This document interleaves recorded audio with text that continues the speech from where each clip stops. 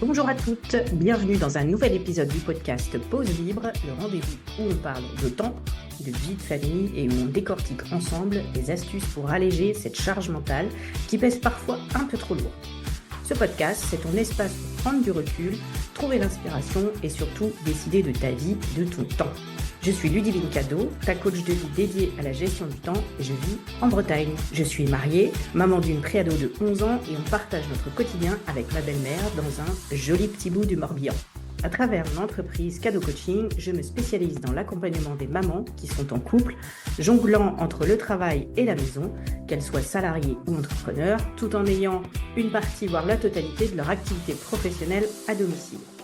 Au cœur de ce podcast, on explore ensemble des solutions pratiques pour gérer notre temps de manière efficace, alléger la charge mentale et créer un équilibre harmonieux entre vie professionnelle et personnelle. Chaque épisode est pensé comme une pause bien méritée où tu pourras trouver des conseils concrets, des anecdotes et parfois un petit grain de folie. Alors installe-toi confortablement, prends ton café ou ton thé, c'est le moment de se faire du bien, de prendre une pause libre, une pause en toute liberté. C'est parti! Bienvenue dans l'épisode numéro 34 d'aujourd'hui, où j'aborde un sujet phare profondément ancré dans le quotidien de nombreuses femmes, la charge mentale. Dans cet épisode, je ferai souvent référence au très bon livre du docteur Aurélia Schneider, que j'ai eu la chance d'interviewer, La charge mentale des hommes et celle des femmes. Donc, la charge mentale, cette notion invisible mais omniprésente, façonne notre expérience, influençant notre bien-être, nos relations et notre performance tant au travail qu'à la maison. Dans le tourbillon de la vie moderne, nous, femmes, souvent au cœur d'un équilibre délicat entre responsabilité professionnelle, familiale et personnelle. Cette jonglerie constante, bien que parfois enrichissante, porte en elle une dimension moins visible et souvent négligée, la fameuse charge mentale. C'est ce travail invisible de planification, d'organisation et de gestion qui repose majoritairement sur nos épaules. Cette vision élargie de notre compréhension de la charge mentale, la docteure Schneider souligne qu'elle est à la fois un fardeau invisible et un travail émotionnel constant. Aujourd'hui, nous plongeons dans les profondeurs de la charge mentale pour en explorer les contours, identifier nos propres expériences et surtout discuter des stratégies pour alléger ce fardeau. L'objectif est de transformer notre relation avec cette charge afin de naviguer dans nos vies avec plus d'aisance, de joie et d'épanouissement. Tout d'abord, on va parler d'identifier sa charge mentale.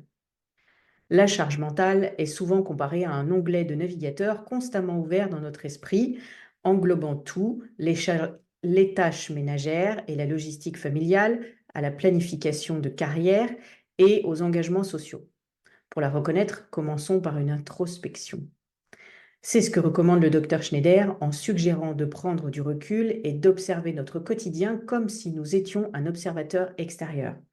Elle conseille une introspection active, une sorte de méditation sur notre quotidien vu de l'extérieur. Cette démarche nous permet de détecter les multiples facettes de notre charge mentale, y compris celles que nous avons tendance à ignorer ou à minimiser.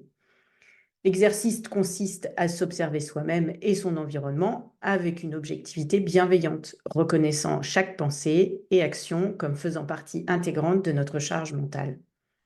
Prenons l'exemple d'Emma, une ingénieure logicielle et mère de 2 enfants qui, chaque soir après avoir couché ses enfants, passe au moins 1 heure à planifier le lendemain, organisant tout, des repas aux activités scolaires, sans oublier ses propres échéances professionnelles.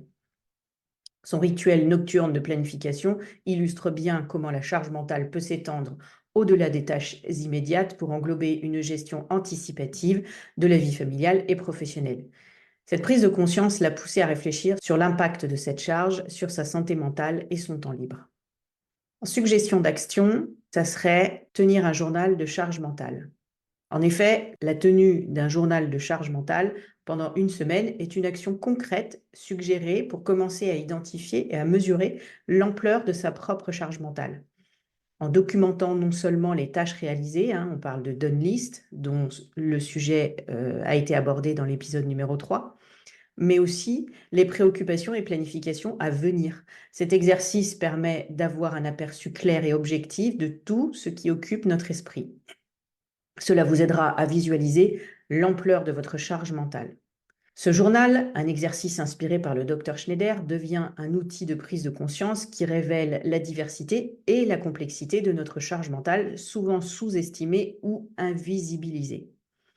Il sert de base pour les étapes suivantes du processus visant à alléger cette charge en identifiant spécifiquement ce qui contribue le plus à notre stress et à notre sentiment d'être débordé. Identifier sa charge mentale est une étape fondamentale pour pouvoir ensuite travailler à son allègement. Nous apprenons à nous observer avec bienveillance et objectivité, ce qui est le premier pas vers une meilleure gestion de notre bien-être.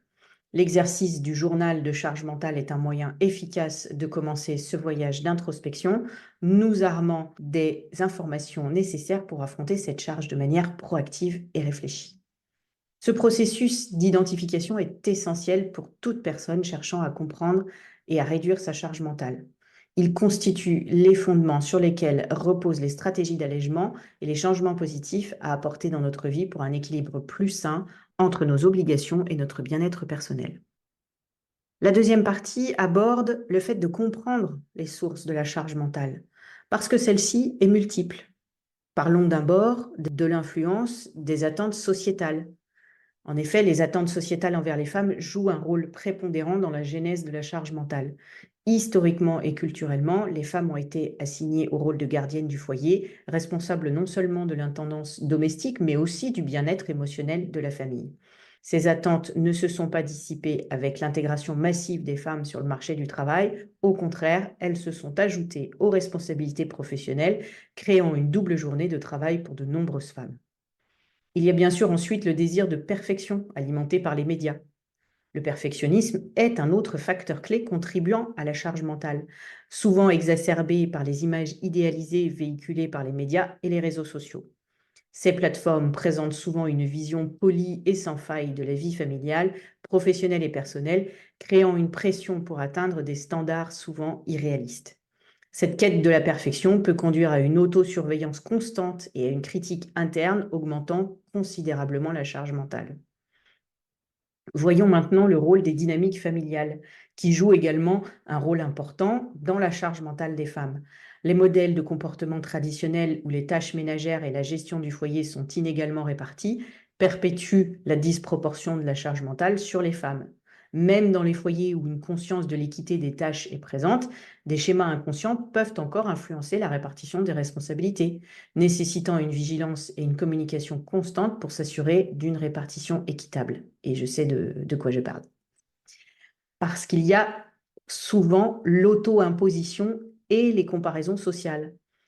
Enfin, la charge mentale est souvent exacerbée par le fait de s'imposer à soi-même des responsabilités et des comparaisons sociales avec le cortège des « je devrais »,« il faut ». La tendance à se comparer aux autres, en particulier dans les domaines de la réussite professionnelle, de la parentalité et du maintien d'un foyer, peut alimenter un cycle d'insatisfaction et d'augmentation de la charge mentale. Cette tendance est particulièrement aiguë dans les sociétés où la réussite individuelle est fortement valorisée et considérée comme un reflet direct de l'effort personnel. Reste à savoir si ça nous rend vraiment heureuses. Il est clair que comprendre les sources de la charge mentale nécessite une analyse des influences sociétales, des pressions internes et des dynamiques familiales. En reconnaissant ces facteurs, il est possible de commencer à déconstruire les attentes irréalistes et travailler vers un modèle de vie plus équilibré. Cette prise de conscience est la première étape vers l'allègement de la charge mentale, permettant aux individus d'identifier les domaines spécifiques de leur vie où des changements peuvent être effectués pour réduire le stress et améliorer le bien-être général. Voici une question à se poser. Quelle pression extérieure ou attente personnelle contribue à votre charge mentale? Identifiez-les et interrogez leur validité et leur importance dans votre vie. En partie 3, on aborde les stratégies d'allègement de la charge mentale. La première étape vers l'allègement de la charge mentale réside dans la reconnaissance et l'acceptation de nos limites personnelles. Il est vital de comprendre que l'on ne peut pas tout faire seul et que demander de l'aide n'est pas un signe de faiblesse, mais plutôt un acte d'auto-soin. Identifier les tâches qui nous submergent et reconnaître les moments où nous avons besoin de soutien est crucial pour maintenir un équilibre sain entre les différentes sphères de notre vie. Ensuite, déléguer efficacement signifie identifier les tâches qui peuvent être partagées ou attribuées à d'autres membres de la famille ou à des professionnels. Cela implique une conversation ouverte et honnête avec les partenaires, les enfants et même les collègues sur la répartition équitable des responsabilités. Établir des accords clairs et des routines partagées peut aider à réduire significativement la charge mentale individuelle en transformant la gestion du quotidien en un effort collectif. Bien sûr, apprendre à hiérarchiser les tâches et à distinguer l'urgent de l'important est une compétence essentielle pour gérer efficacement sa charge mentale. Cela peut impliquer de dire non à certaines demandes ou engagements pour se concentrer sur ce qui est véritablement essentiel pour notre bien-être et celui de notre famille.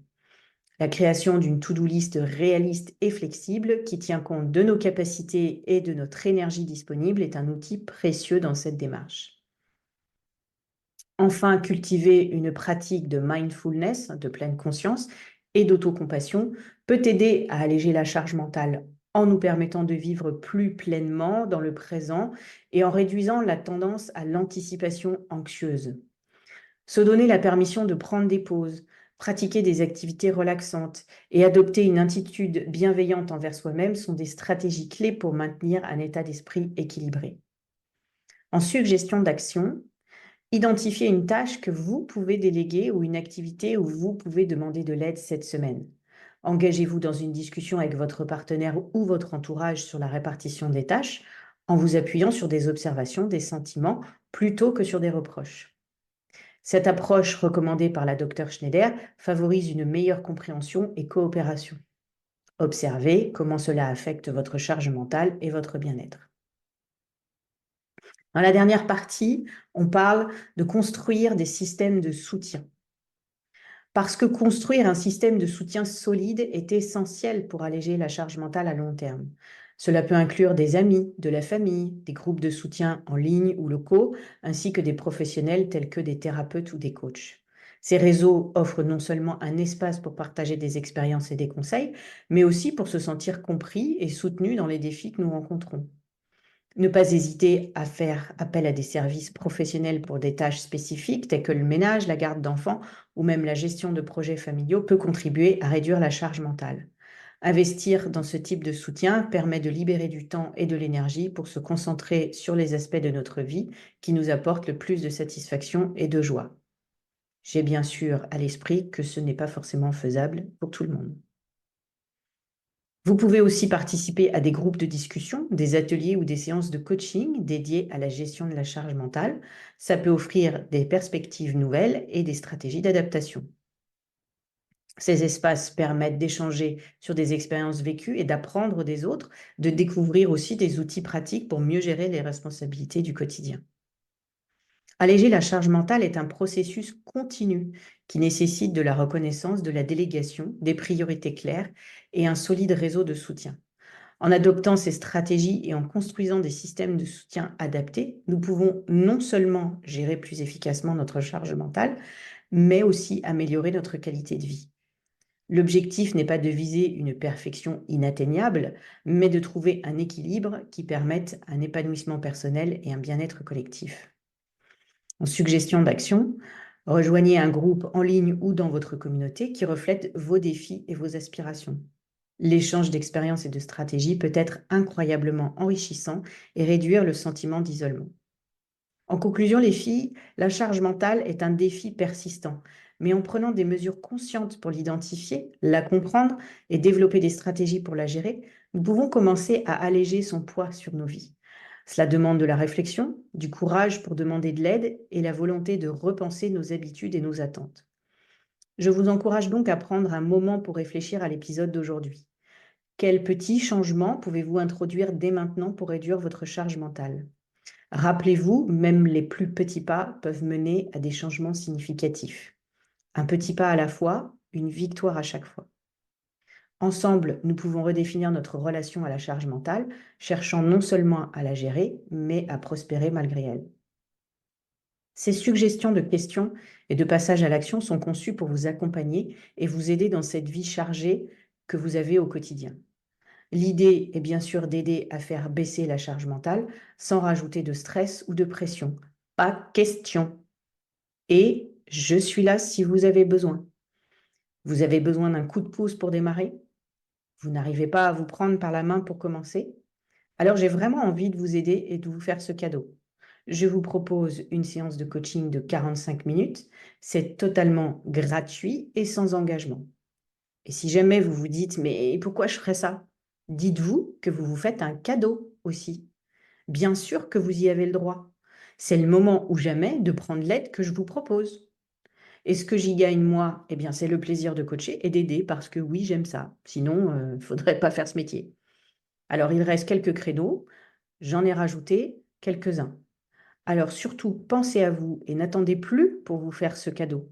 Réservez vite dans le lien disponible dans la description de l'épisode.